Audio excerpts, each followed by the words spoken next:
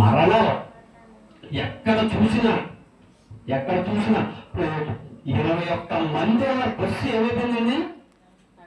తగలబడిపోయింది. వాళ్ళకి తెలుసా చనిపోతామని? వాళ్ళు తెలిస్తే కానీ బస్సు ఎత్తారండి. సరే బయటికి వెళ్దాం, తల్లిదండ్రులు చూద్దాం, భార్యను చూద్దాం, భర్తను చూద్దాం, ఆ పిల్లల్ని చూద్దాం అని చెప్పి ఆశతో వచ్చాయి. ఆశతో ఆ యొక్క బస్సు ఎక్కిన తర్వాత 21 మంది నిర్లక్ష్య కారణంగా ఏం జరిగిందని చనిపోయారు. ఒక బస్సు వెళ్ళి ఒక లారీని గుర్తిస్తే, కంకర లారీని గుర్తిస్తే ఏమైపోయారు అందులో? ఒకే కుటుంబానికి చెందిన 3 స్త్రీలు. తండ్రికి ఎంత బాధ ఉంటుంది, తల్లికి ఎంత బాధ ఉంటుంది. అటువంటి స్థితిలోనే ఉన్నది ప్రపంచం. ఎందుకంటే మంచి పాస్టర్ గారు అందరూ ఏమైపోతారంటే ప్రభు పగడగా ఏమయ్యారు? చనిపోయారు. ఎంతో సేవకుడు ఏమయ్యారు? చనిపోయారు. ఎందుకంటే రక్షణ, ఆ రక్షణ కావాలంటే నీకు ఏం కావాలి? ప్రార్థన మొదలెట్టినప్పుడు నుంచి పని నిత్యం మనం చేసేదే మన రక్షణగా ఉండాలి. హల్లెలూయా, హల్లెలూయా. మన రక్షణ అనేది నీ చేతుల్లోనే ఉంది. ఎవరి చేతుల్లో ఉంది రక్షణ? మన చేతుల్లోనే ఉంది.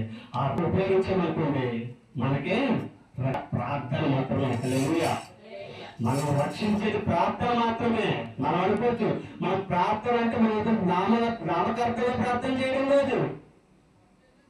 మోషే ప్రార్థన చేస్తే ఏం జరిగిందండి? 2 సముద్రం 2 పాయలు అయిపోయింది. ఏలియా ప్రార్థన చేస్తే సూర్య చంద్ర నక్షత్రాలు సైతం ఆయన ఆపేశారు. కానీ మనం ప్రార్థన చేస్తే ఎందుకు ఆయన కార్యం జరగట్లేదు? మనం చేసే ప్రార్థనలు ఏం లేదు, విశ్వాసం లేదు. ఆయన విశ్వాసంతో పట్టు బిడవగా ప్రార్థన చేయి.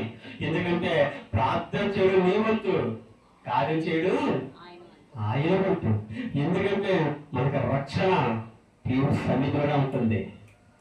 పైన ఆకాశంలో గ్రద్ద జరుగుతుందండి. బయట 10 కోడి పిల్లలు ఉన్నాయి. అమాంతంగా వస్తుంది. ఎవరెక్కగలుగుతారండి?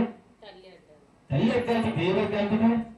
రెక్కలు విప్పుకొని, రెక్కలు చాపుకొని బిడ్డలకు తోడుగా వెళ్ళిపోతే నాకు ఏమైనా పర్లేదు, నా బిడ్డలు ఏం కాకూడదు, చనిపోకూడదు.